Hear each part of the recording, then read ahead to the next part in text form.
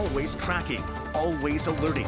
This is Next Weather. Let's give you a look at a different batch of water right now. You're taking a live look out at Sunny Isles, where we're still seeing those rough conditions along the coastline here. We got those winds moving in from the north and northeast at times. Temperatures in the mid 60s, so setting up for a fairly cool evening and a cool morning tomorrow. Not going to be as chilly as what you woke up to this morning, where some of us were in the mid 50s. I do think we'll be in the lower to mid 60s with a few isolated showers still lingering near the coast. What we're dealing with is a stalled front just to the south and east of us. Eventually, this system is going to fizzle apart. That's going to leave us with slightly drier conditions and also warmer weather. In fact, I think the clouds will start to break apart tomorrow and I feel like singing like Annie. The sun will come out tomorrow, if at least just briefly, but then it will make a bigger return as we head toward the weekend, and those rain chances will be practically out of here, and then we'll have a nice weather setup as we head into the end of the weekend and beginning of next week. Let's go ahead and take a look at those 7-day afternoon highs. You'll notice tomorrow, I think we could make it back to the mid 70s finally. This is still cooler than average, but we will eventually get warmer as we head into the weekend. In fact, we get back to around 80 degrees on Sunday.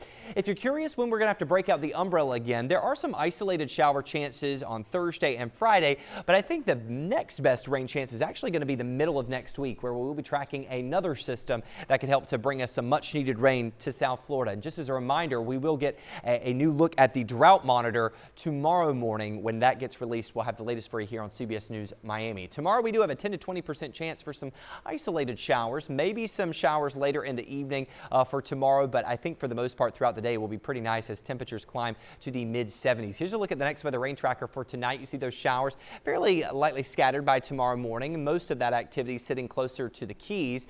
Can't rule out an isolated shower as you're making that early morning commute, so throw the umbrella in the car. The good news is I think you won't need it for lunchtime and the back half of the afternoon. In fact, you can see the clouds breaking apart a little bit. I think we're going to have a partly sunny kind of day.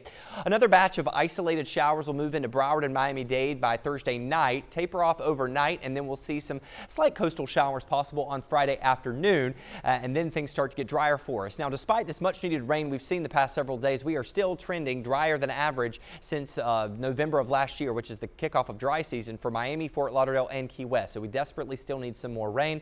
Tomorrow, I think we'll get a little bit with temperatures in the mid 70s. It'll be fairly nice.